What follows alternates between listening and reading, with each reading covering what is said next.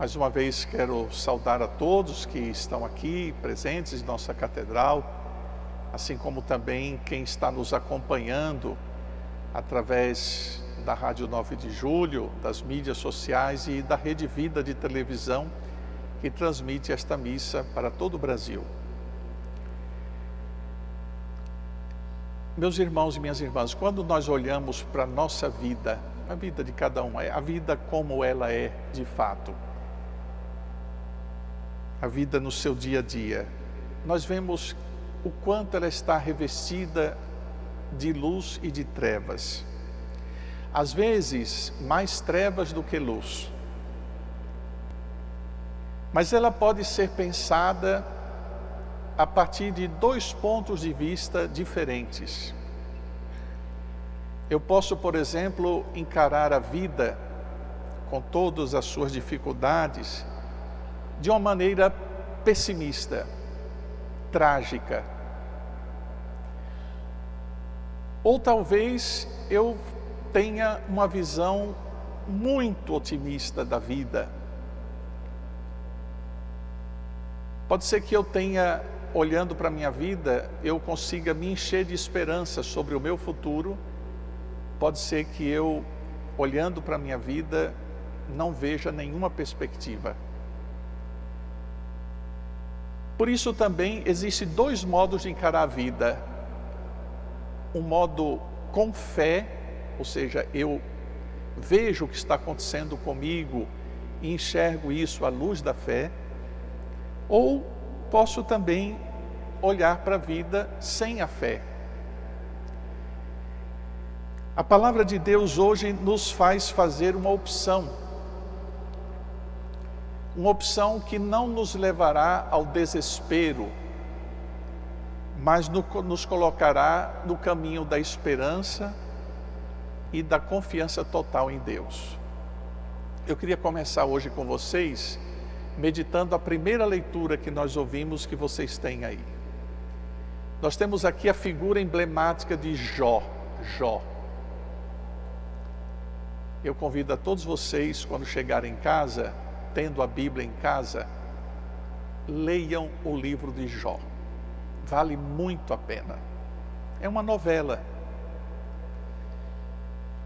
Jó, para resumir, era um homem do bem, um homem bom, e um homem que tinha sua vida muito tranquila. Era um empresário, tinha terras, gado, tinha sua família constituída, mulher, filhos, vivia bem e era um homem temente a Deus, um homem de muita fé. Acontece que Jó foi provado duramente na sua vida e ele sofreu uma provação que poucos de nós aqui conseguiríamos suportar. Ele começou perdendo os filhos, depois a esposa, depois os bens. Muitas pessoas na pandemia viveram a experiência de Jó. Perderam familiares, pessoas próximas, a empresa fechou, quebrou. Pois bem, esse é o retrato de Jó. Perdeu tudo, ele tinha tudo e perdeu tudo. Foi uma vida muito provada. Se perguntassem a Jó, depois de tudo que ele perdeu, o que é a vida? Qual é o sentido da vida? Jó responderia como está hoje aí na primeira leitura e vocês viram, saiu da boca dele. Tem um programa de televisão, que agora não passa mais, em que o entrevistador insistia sempre com seus entrevistados com uma pergunta, que ele queria ver muita sinceridade na resposta. Ele perguntava: fulano, o que é a vida? O que é a vida? Um dia perguntaram a Jó: o que é a vida? Olha a resposta de Jó, está aí na primeira leitura. A vida é uma luta. Os dias da nossa vida são como a de um mercenário, ou seja, os nossos dias estão contados. O que nós temos diante de nós? Uma visão realista da vida. Quem de nós poderia dizer que a vida não é uma luta? Quem de nós poderia abrir a boca para dizer que os nossos dias não estão contados? Aqui, Jó não está fazendo uma visão, não está tendo uma visão pessimista da vida e nem otimista. Ele está sendo realista. E se cada um de nós olhar com sinceridade para a própria vida, verá que Jó está coberto de razão. Não é verdade que a gente costuma muito usar a expressão, quando perguntam, como é que vai? Ele diz assim, todo dia eu acordo e mato um leão. Tem gente que mata mais que um leão, mata vários leões durante o dia.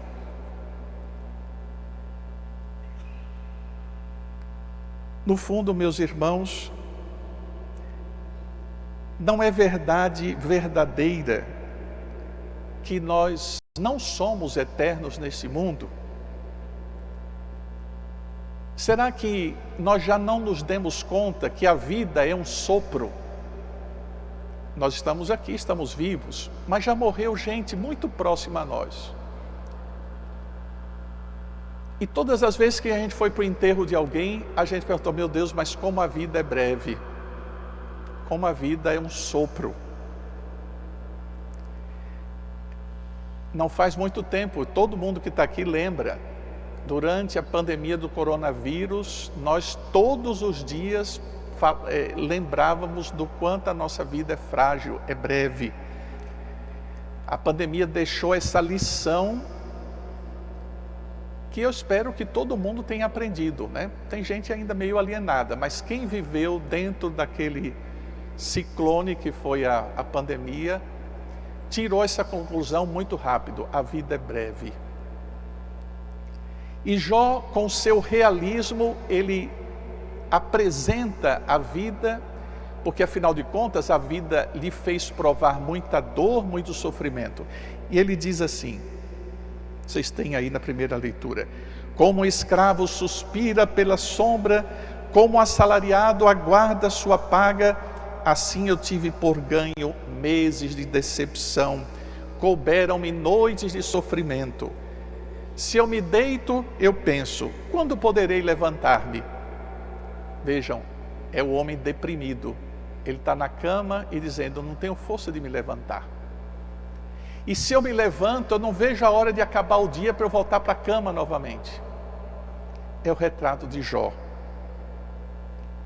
Queiramos ou não, a nossa vida está temperada por momentos assim. Quem nunca, não é, sofreu desse mal?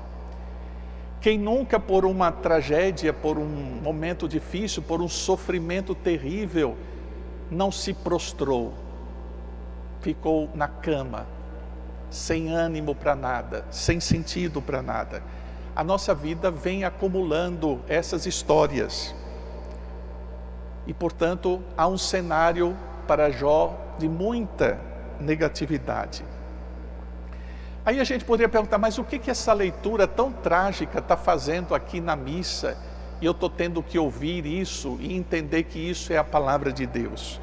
O que Deus está querendo me lembrar? Ele está usando Jó para nos dizer algumas coisas importantes. Primeiro, recordar de uma vez por todas que todos nós somos frágeis. E é incrível como o mundo de hoje tenta esconder essa fragilidade. Se nós envelhecemos, damos um jeito de ir em alguma clínica, de fazer uma maquiagem para esconder a fragilidade da nossa velhice. Se ficamos tristes, corremos para o médico para pedir um remédio que nos tire aquela tristeza.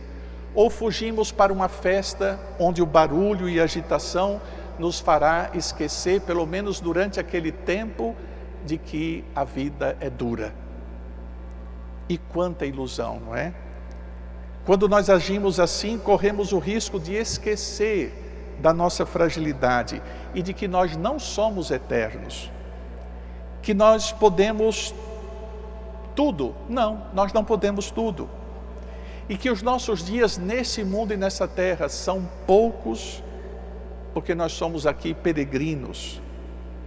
Meus irmãos, uma pergunta simples: quanto dura o tempo da sua vida? Ninguém aqui sabe responder, mas uma coisa é certa: chegado o dia, saberemos que ela é curta demais. Qual é o convite, então, que a palavra de Deus nos faz?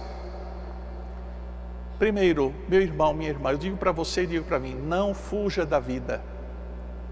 Encare a vida como ela é, sabendo que nós não podemos tudo, mas que também tudo passa. Na vida, há dor, há sofrimento, há fracasso, há frustração.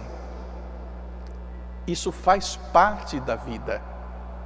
Cuidado com a ideia que anda por aí que você tem que ser feliz a todo custo e à custa de todo mundo. Tem gente que passa por cima dos outros para poder garantir a sua felicidade. A ditadura da felicidade é uma coisa terrível, porque o ser humano começa a não sequer dialogar com a dor, com a própria dor, com o sofrimento. Mas vejam só como é que Jó termina o seu texto que mostra a sua terrível situação. Ele termina diante de Deus. Ele termina dizendo: lembra-te. Ora, esse lembra-te, ele está falando com quem? Com Deus. Lembra-te, Senhor, de que minha vida é apenas um sopro e meus olhos não voltarão a ver a felicidade. Jó está confessando diante de Deus que a vida é dura, que a vida é difícil, mas ele está confiante em Deus. Confiante de que Deus, apesar de tudo que ele perdeu, não o abandonou. Quantos de nós passamos já por essa crise de fé? Nos sentimos prostrados e parece que Deus não nos acompanha, Deus não nos ouve, Deus não nos escuta, parece que Ele está surdo e Ele não está vendo. E a gente pergunta tantas vezes: onde está Deus? Mas vejam, Jó não conhecia a ressurreição, Jó não conhecia Jesus, ele é um personagem lá do Antigo Testamento. Porém nós, os cristãos, conhecemos Jesus, conhecemos a sua promessa.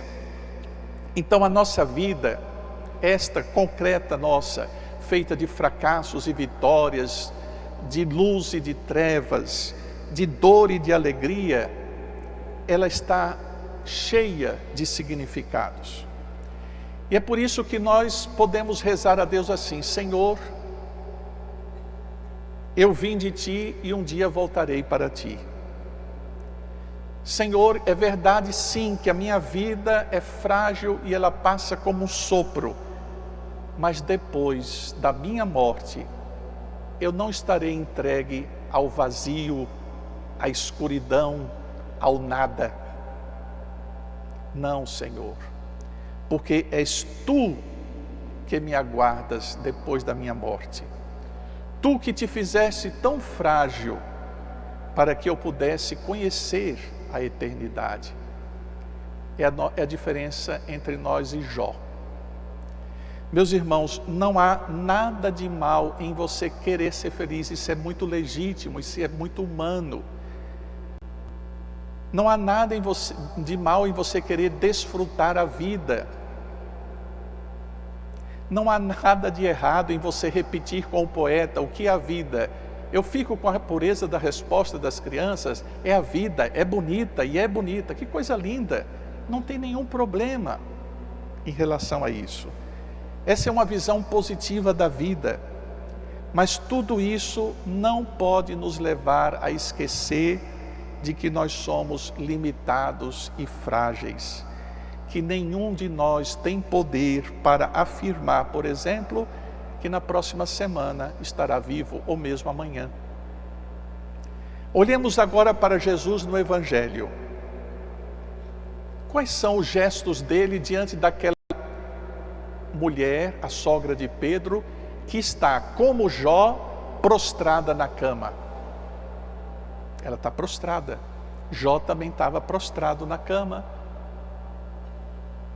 Quais são as atitudes de Jesus?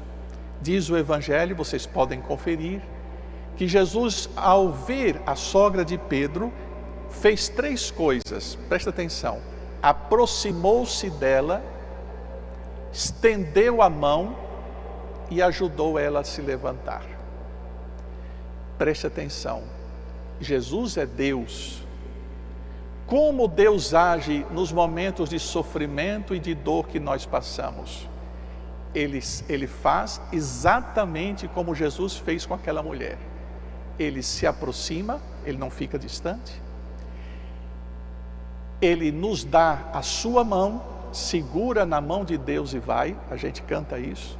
Ele nos dá a sua mão e ele nos ajuda a nos levantar.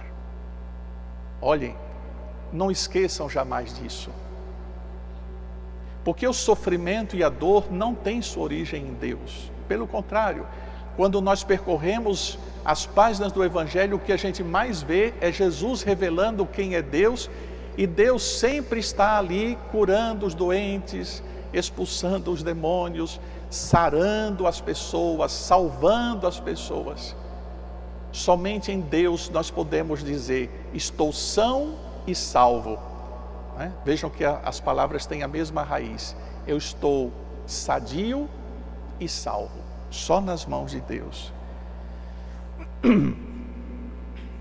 O Deus em quem nós cremos, Ele não é contra nós. Ele é a nosso favor. E no momento da dor, do sofrimento e do fracasso, Ele não se afasta, mas Ele se aproxima. Ele não fica assistindo de braços cruzados, vendo a nossa dor. Ele estende a sua mão. Vejam, nós cantamos esta realidade no Salmo de hoje, tão bonito. Por que que Deus faz isso? O que que diz o Salmo? Louvai o Senhor Deus, porque Ele é bom. É o que disse o Salmo. Vejam, vocês têm aí o folheto número 7. Olha aqui, isso aqui é Deus. Cantai ao Senhor Deus, porque Ele é suave, Ele é digno de louvor. O Senhor reconstruiu Jerusalém que havia sido destruída. Olha só o verso 2. Ele conforta os corações despedaçados, Ele enfaixa suas feridas e as cura. Ele fixa o número das estrelas e chama cada uma pelo seu nome. Terceira estrofe. É grande e onipotente o nosso Deus. Seu saber não tem medida nem limites. O Senhor Deus é o amparo dos humildes, mas dobra até o chão aqueles que são autossuficientes, ímpios, injustos. Esse é o Deus em quem nós cremos. É um Deus que enfaixa as feridas, que cuida de quem está doente. Peçamos ao Senhor hoje, nesse dia, já nos aproximando do dia 11, que é o Dia Mundial dos Enfermos, que Ele nos ajude a enfrentar os desafios da vida, do dia a dia, e que a sua força e o poder da sua presença nos faça sempre ter esperança, mesmo quando os dias da nossa vida parecerão sombrios e carregados de escuridão. Que o Senhor nos proteja, que esteja sempre no meio de nós.